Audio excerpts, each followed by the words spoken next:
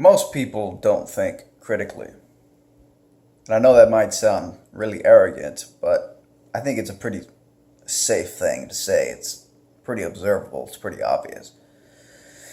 Um, Most people, maybe not most, but a very large chunk of people, especially those who wrap themselves in the label pro science and pro intellect and pro reason, I found they don't really think for themselves, and they don't think critically.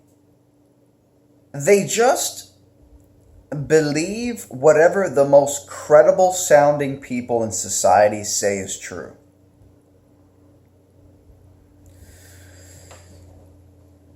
And at the end of the day, it's it's up it's up to the people who are willing to look like fools to pioneer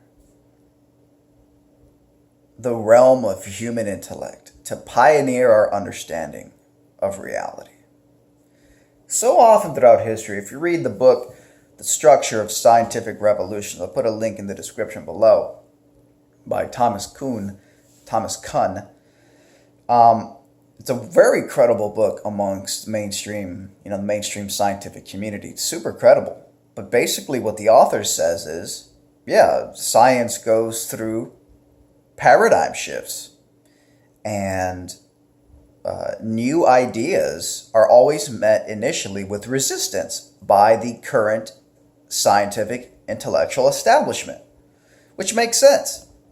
Because if you have an old idea that all the universities are teaching, all the esteemed scientific representatives in our history books were teaching for, fucking 4, 5, 6 decades or more, when everybody is invested in a scientific idea that turns out it could be wrong or it could be limited or it's not as accurate as everybody thought it was, you now have generations of people who all believe in something without,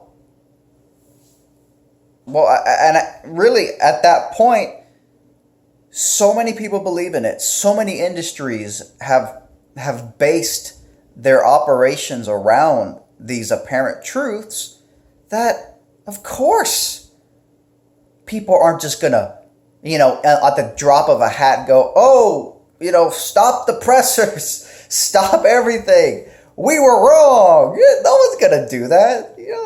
How many university professors are gonna, risk looking like complete morons and say, oh shit, we've been teaching something wrong to our students who've been paying us tens of thousands of dollars to be educated.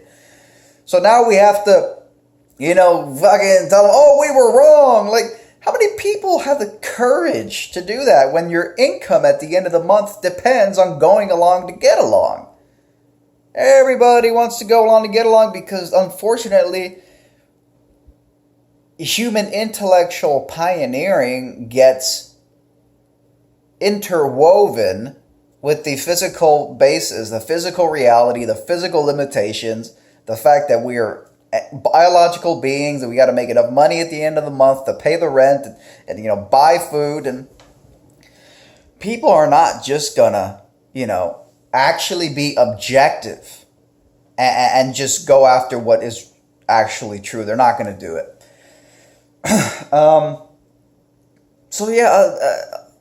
So many people who call themselves pro-science, who call themselves pro-reason, they're not actually pro-science, they're not actually pro-reason, at least not in terms of how they act, at least not in terms of how they behave. Too often, all they do is believe what everybody else is telling them. They just believe what the mainstream tells them. They just believe what the big group of intellectual people say is true. And it's so dangerous because you have people at the top who don't want to admit they were wrong, because then that would mean that they were basically kind of stupid. And then you have all their minions who aren't really smart, but they want to think they're smart. So they blindly follow whatever the person with the most influence in intellectual spheres, intellectual circles, says. And so then they become little minions.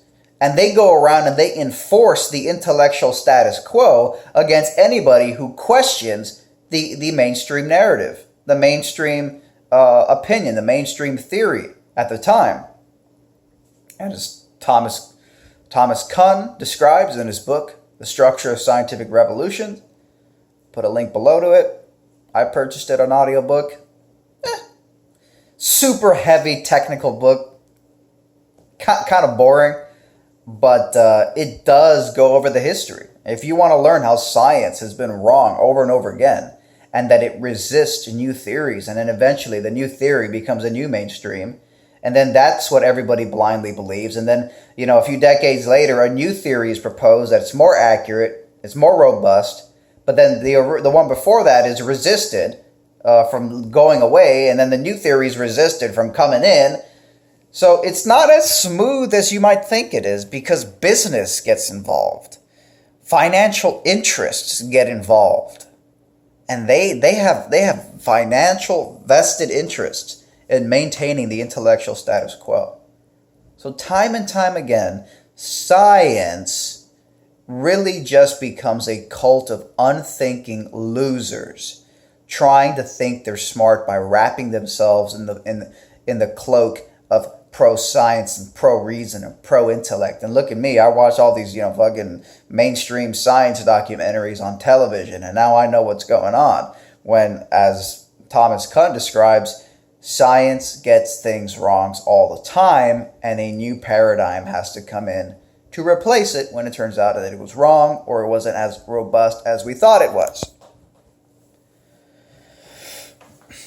Yeah, I'm just, you have to actually think critically. And the problem is that if you decide to be somebody who thinks critically, a lot of times that means that you're going to have a theory that is going to go against the current accepted theory. And the people at the top with the most vested interests, where the responsibility is on their shoulders to have been supposedly teaching the truth all the time, those people at the top, professors, researchers, quote, scientists, they're not going to want to admit they're wrong, because that'll invalidate their whole career. And then all the minions underneath them, the ones who want to think that they're smart, and look at me, I'm not an idiot, I swear. Look, I regurgitate whatever the smart guy told me was true. Those minions go around and they shame and they attack anybody who doesn't sound exactly like the person that they're worshiping. And then at the bottom, you have the people who don't give a fuck about just being, they're not just trying to wrap themselves in the cloak to feel good. And, don't shame me, I'm not an idiot. Look, I regurgitate what the guy at the top said. When you have the actual free thinkers at the bottom thinking critically, asking real questions, proposing actual new theories, those people are suppressed. It's intellectual authoritarianism. They're suppressed, they're squashed, they're crushed, and all because of weakness and insecurity. And that's okay. That's all good. I like to read sources that are unconventional. I like to look and investigate the people who have very different and radical views. I prefer that. And if that makes me a supporter of the intellectual rebellion, how dare me, then that's fine. Because I'm not interested in just, look, I regurgitated what the smart people at the top said. Look at me, you see, I'm smart too, because I can determine what is and isn't, stupid, because I just regurgitate what the man at the top says. Yeah, it's horseshit. Nah. This isn't a game, people. Thank you guys for watching. Check out the links below.